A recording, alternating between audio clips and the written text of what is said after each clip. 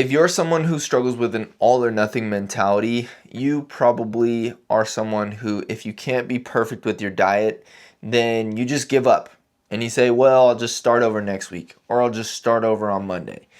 This is keeping you stuck, and it's keeping you in this cycle of losing and gaining the same 20 to 25 pounds every year or so. And you're never actually going to make progress with fat loss. You're never actually going to make progress with the way that you look, with your self-confidence. You're just going to stay stuck in this cycle of trying to be perfect, never being able to do it, and then never being able to be consistent enough to stick with anything for it to work long term. I want you to break out of this mindset, and I think this video is going to help you with that. So, one of the first things that I would recommend is that you get out of the mindset of stop thinking about the day to day and start thinking about the week by week. Now, what I mean by this is, let's say you're tracking your calories and all of a sudden you get invited to the movies, but this was a day that you didn't have the calories planned to go to the movies and have popcorn there, and then some of your friends are going out for dinner before the movie, and so you just didn't plan ahead and you weren't expecting this. It just came up suddenly. This social event you feel like it's going to derail your progress that you're making with your diet. So far you already had your day planned out. You weren't planning on it being a higher calorie day, and you know this is going to take you out of your calorie deficit for the day. Well, that's okay.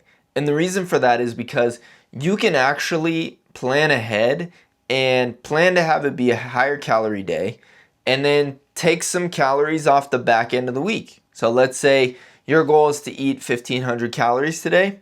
Well, maybe you eat 1,800 or 1,900 calories. That's okay. Maybe you eat 2,000 calories. That's okay. Because you can pull 100 calories, 200 calories, 300 calories from other days out of the week so that your weekly average calories end up balancing out at the end of the week. So this is why a lot of people get stuck in this mindset of if they can't hit their calories perfectly on one day, then they just stop tracking. They just stop doing the work completely, and then this leads to you giving up, not realizing how many calories you've actually eaten, whereas on a weekly basis you could have still been consistent. I hope that rings true to you, because this is a theory called calorie cycling.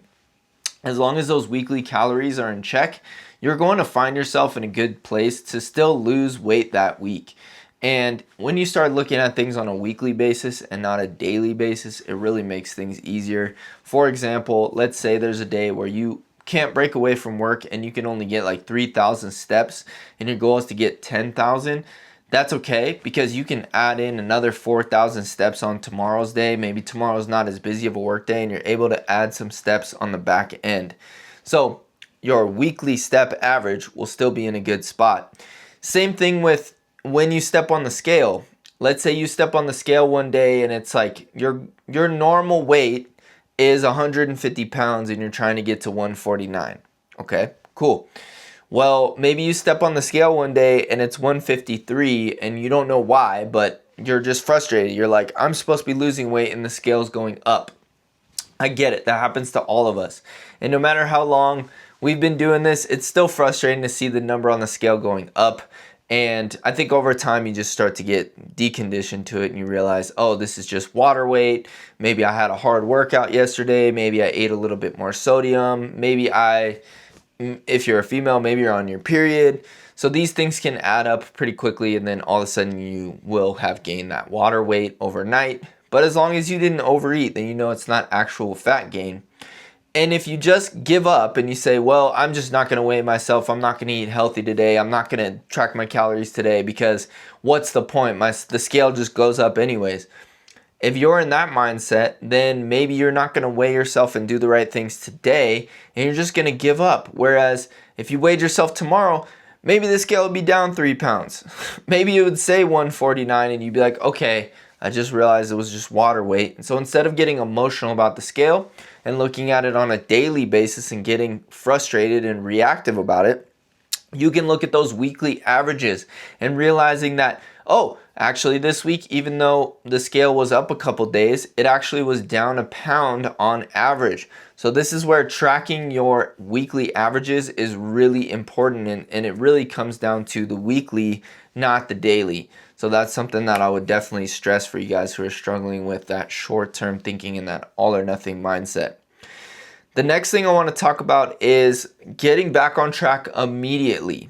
So let's say there is a day you go out for popcorn and then you go out for drinks, and then after that your friends want to go get some gelato, so you go get some gelato, and you just have a hard time saying no to those things, those social events. You don't want to feel like you're missing out. You don't want to feel like you're depriving yourself, so you just say yes, and you just put your diet, your calorie deficit on the back burner.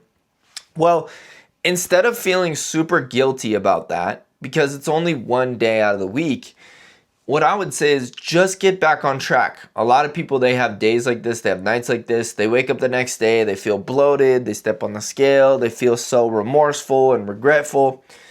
Just get back on track. Instead of feeling bad about it and beating yourself up, the more you beat yourself up over it, the worse you're going to feel, and then the harder it is to get back on track. So the easier you are with yourself, and the more gentle you are with yourself, and you just say, hey, it's okay.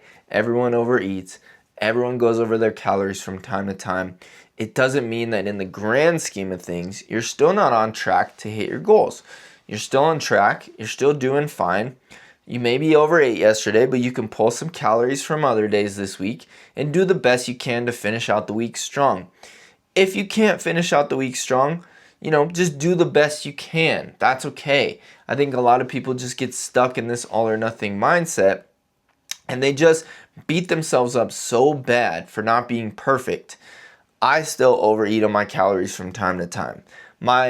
One of my best friends, who is a bodybuilder, who's in incredible shape, like this guy's insanely jacked, and he is pretty on point with his diet. From time to time, he indulges in his kids' sweets and snacks, because not every one of us is going to be disciplined and have the ultimate willpower at all times.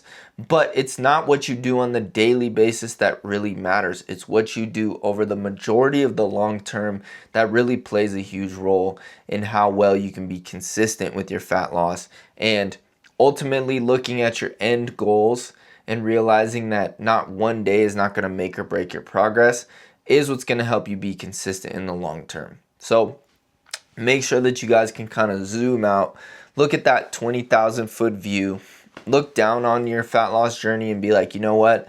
I may not have been consistent as I wanted to be this day, but on the weekly average, I actually was about 80% consistent. And that's the sweet spot to keep making progress and keep seeing fat loss happen. So hopefully that helped with some of your guys' all or nothing mindset. If it did, make sure to drop a like, subscribe to the channel. If you guys need a little bit more help with this stuff, you can apply for one-on-one coaching. I'll leave the link in the description. See you in the next video.